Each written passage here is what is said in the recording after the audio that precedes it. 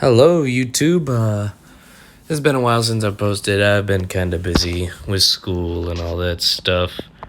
But I am back on the grind, and today I'm going to be doing a new video. I'm going to be demonstrating my deck. I'm going to be going more in depth with it, and I'm going to be demonstrating how to use it.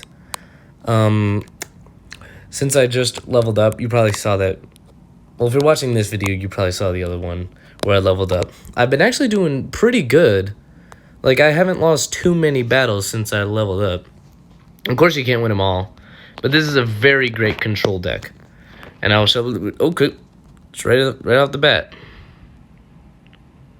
Alright, one gets in, but we can deal with that.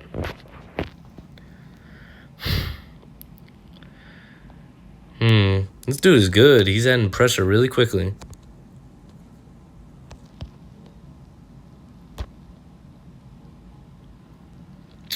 I was kind of hoping I could get another dude in there. I mean, another bomb in there.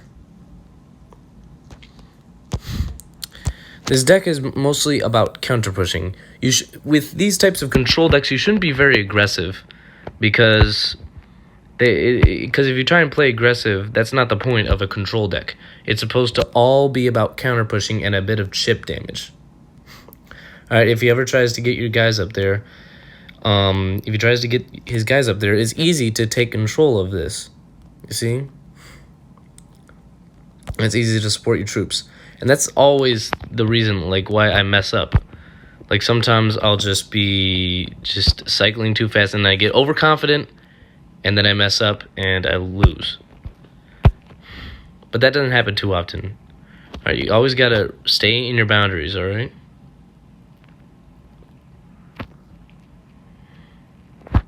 Know what this deck is about, because it's happened 100 times. Everyone's done it. You get over cocky, and then you just mess it up.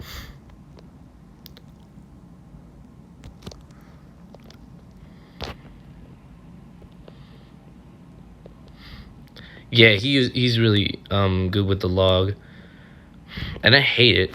I surprisingly don't meet many guys who are really good with using the log, but when they are really good at using the log, it's kind of game over, because this deck does rely a lot on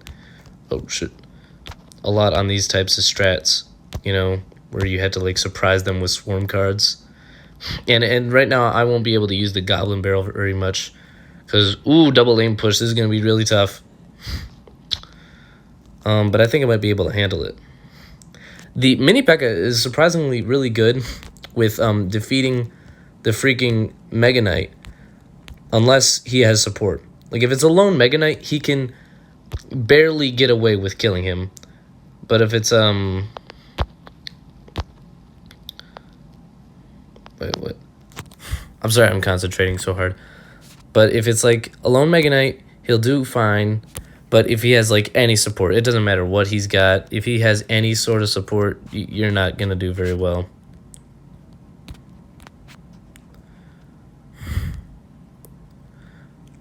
Come on. Oh, that was good. These decks are all about chip damage, and I'm not doing so well right now. This dude is really good with... Fuck, man, I think I'm dead. I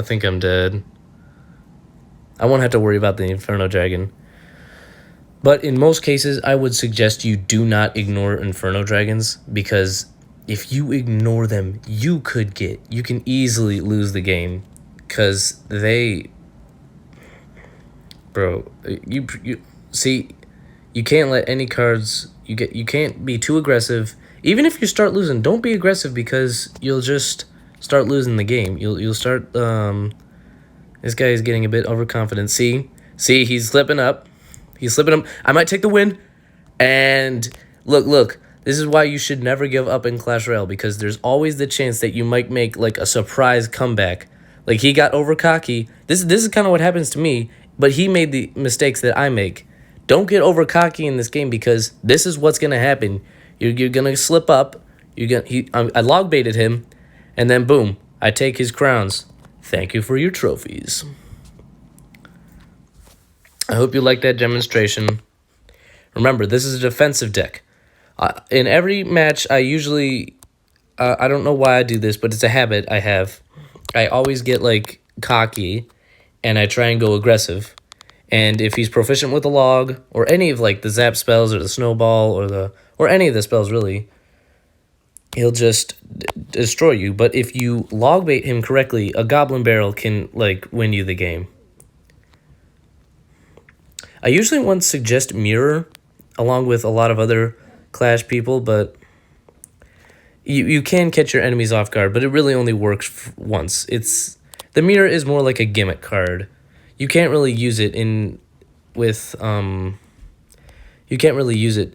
many decks ever, really, because you can catch your guy off guard once, but then never again, because it's really easy to counter.